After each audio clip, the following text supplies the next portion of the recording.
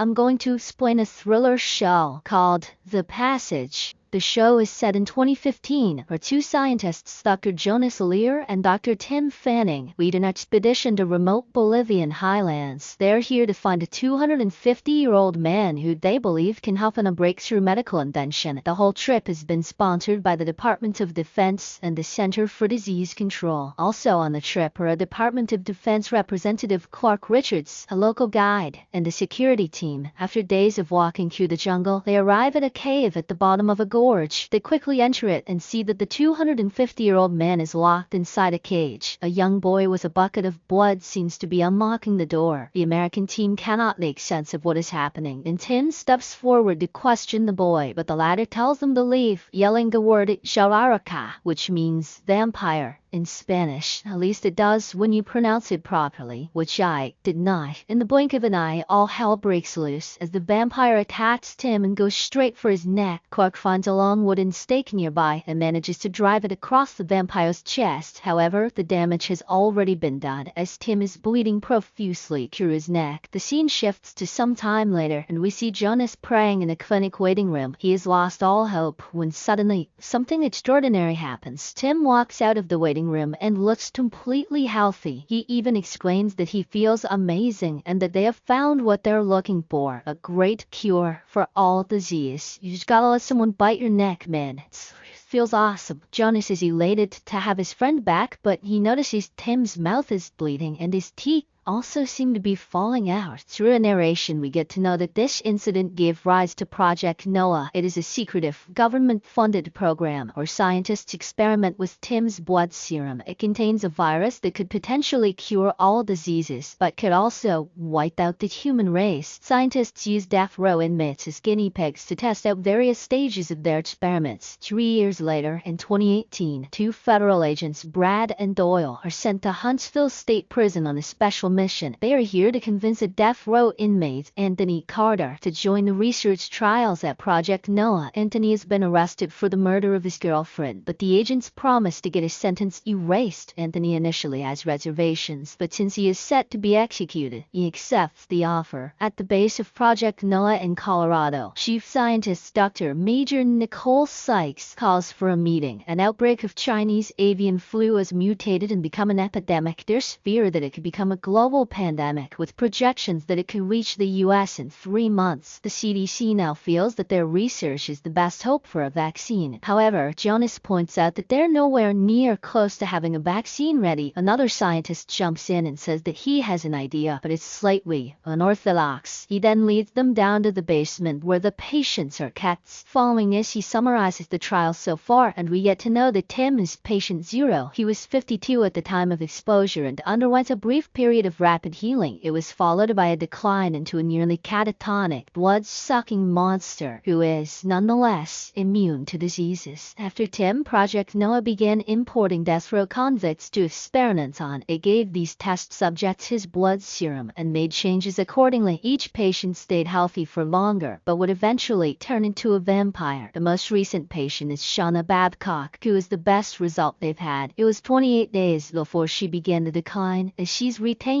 her human looks, and she's looking good. Go ahead on the vampire, Daniel. From all of this, Daniel has figured out that it's not just the adjustments to the blood serum that make the difference, it's the age of the subject, because the serum attacks neurons, and younger people have more of them. Anthony Carter, their latest patient, is 25 and will arrive at the compound tomorrow, but what they really need is a child who would react to the formula with minimal side effects. Find me a child that's in prison for life. The scene shifts and we're introduced to Amy Belafonte, whose mother passed away due to a drug overdose a few days ago. She has no immediate or even distant family, making her the perfect test subject. Back in Colorado, agents Brad and Doyle deliver the newest test subject, Anthony, to Project Noah's compound. They are then greeted by Clark, who embraces Brad warmly. It is revealed that they are old friends who served in special ops together. Clark then hands Brad their next assignment, a folder with Amy Belafonte's information. A few hours later, the two agents arrive at Amy's foster home and have a conversation with her. Brad explains that the government thinks her mother died because she was exposed to a toxin. They are here to take Amy to a specialist in Colorado to see if she was exposed as well. However, Amy knows something shady is happening here and decides to run away. She packs up her stuff in a backpack, jumps out of a window, and then escapes. The agents notice this and start chasing her down the block. Doyle soon manages to corner her and tries to escort her away, but when Amy proceeds to fight, he has no choice but to slap her.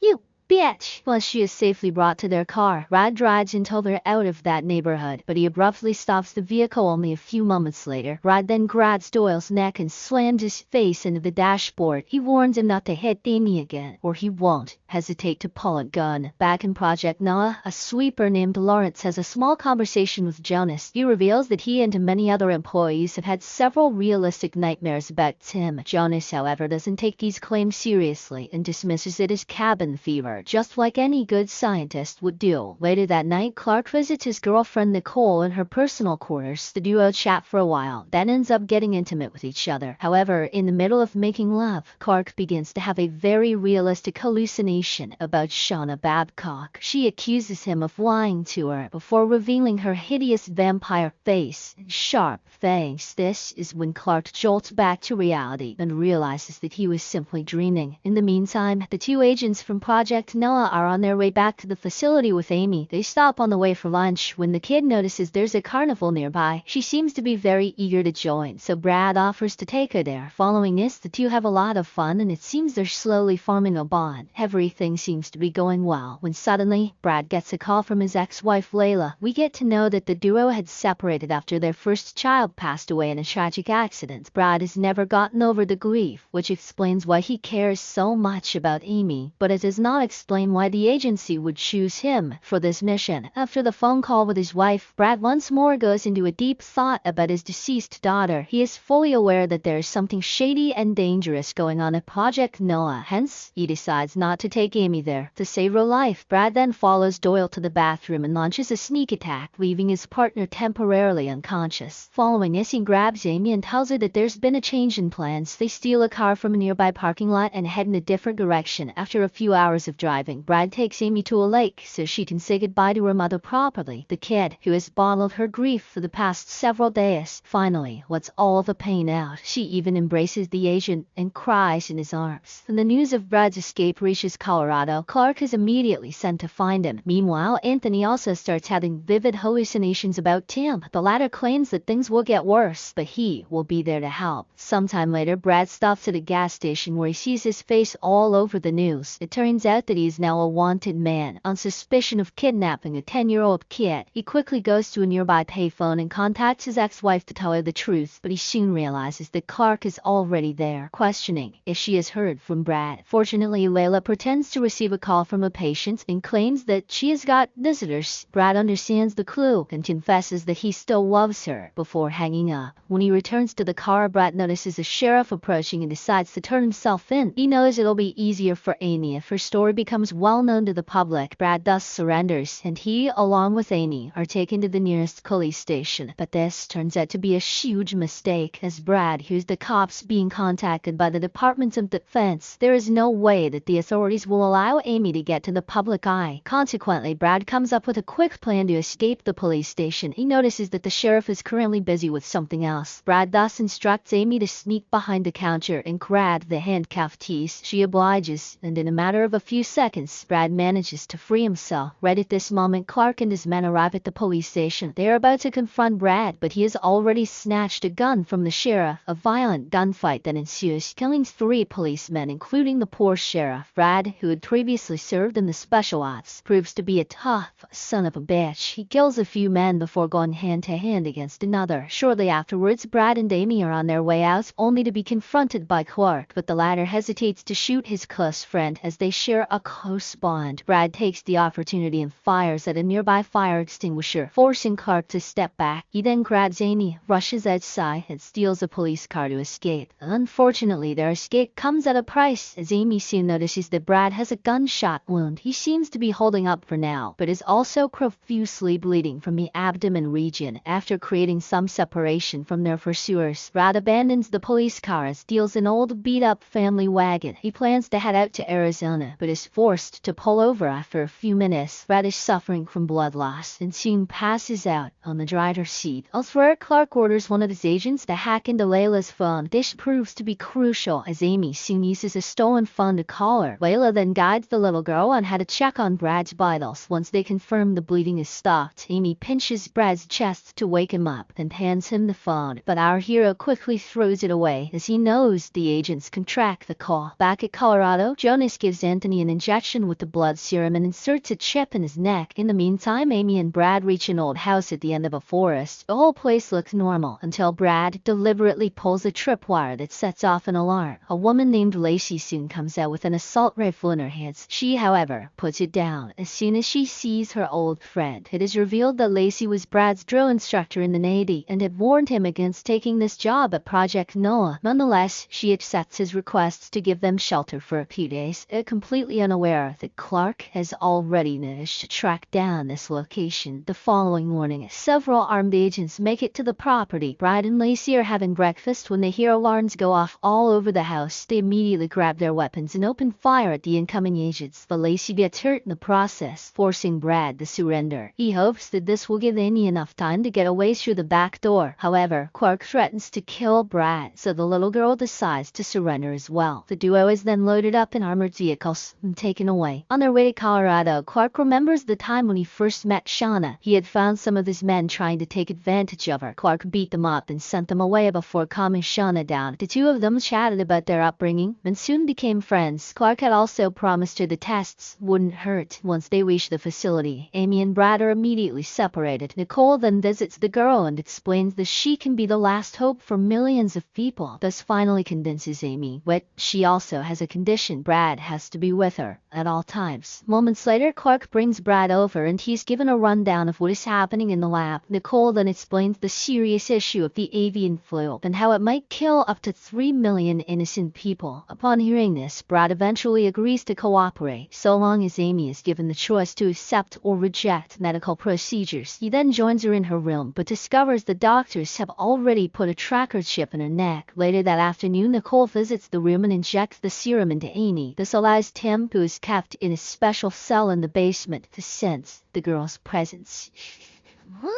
Following this, both Amy and Brad take a nap, but he is soon woken up by Lawrence the sweeper. He tries to warn Brad that someone named Tim will come after the little kid, but their conversation is interrupted by two guards who quickly separate them. Later, Brad meets Anthony, who lives in the room right next to Amy's. The young man reveals that he too has vivid nightmares about a man named Tim. This finally piques Brad's interest, and he decides to investigate who this Tim is. One evening, Brad manages to sneak into the basement, a huge area that has been marked as 4B. He discovers the monstrous state of all the test subjects and feels bad because he brought them here from jail. Brad is looking at Tim's cell when Jonas suddenly arrives at the spot, but the scientist doesn't seem to be worried about Brad's presence. In fact, it seems like Jonas is happy that he is now getting a chance to talk to Brad. He explains that the monstrous appearance is a side effect of the serum, but they're doing this to save people. Brad then returns to his room loaded with new information and decides to take a nap. To his utter horror, he too has a very vivid nightmare about Taeyong, who tells him to stay out of his way. A few days after this incident, dark and twisted things begin to happen at Project Noah. Jonas discovers that Tim's brain, which has been vegetative for years, is now showcasing extraordinary electromagnetic activity. On the other hand, when the nurses check on Anthony, they find him in the middle of a breakdown with a very high fever. He's immediately taken to the doctors, who decide he he must be injected with a new serum formula. Simultaneously, one of Cartman's trusted soldiers named Paulson seems to have lost his mind. He has climbed to the roof of a nearby building with a sniper rifle. Paulson then shoots the electrical substation, leaving the entire facility without power. Now, Clark has to solve the problem quickly, as the doctors need the cooling machines to save Anthony. With time running out, Brad steps up and offers to talk to the rogue agent. It is revealed that he had previously worked as a hostage negotiator for the Special Ops team. In the meantime, Anthony goes into a sort of a coma, where he keeps dreaming about his girlfriend. We get to know that Tim is behind these hallucinations, and he's deliberately trying to manipulate Anthony. He wants to build his own army of vampires by asserting control over all the test subjects in Project Noah. He is currently accelerating Anthony's mutation that will change him from a normal human being to a full-fledged vampire, just like him. Back outside, Brad reaches the roof and talks to Paulson. The latter confesses that he's already smuggled a vial of Tim's blood and hidden it. If the other agents kill him, they will never know where he has kept it. Brad tells him that he too wants to shut down Noah, mentioning the dreams of what he saw in 4B. Upon hearing this, Paulson is finally convinced and is about to reveal the full extent of what he knows. But right at this moment, Clark arrives and shoots him in the head. Shortly afterwards, the power is restored and the Dodgers rush to save Anthony, but it's too late. Keong has successfully invaded his subconscious mind. It turns out that Anthony hadn't actually killed his girlfriend. She had ended her own life, and he was framed for it since he is a young black male. Harnessing this frustration, Tim coerces Anthony to give in and allow the mutation to take over his body. The latter surrenders and soon wakes up as a vampire. Anthony immediately attacks a doctor and begins to drink his blood. A desperate Jonas tries to help, but Nicole drags him into another room. The episode ends as she discovers that Jonas has the infected blood on his face.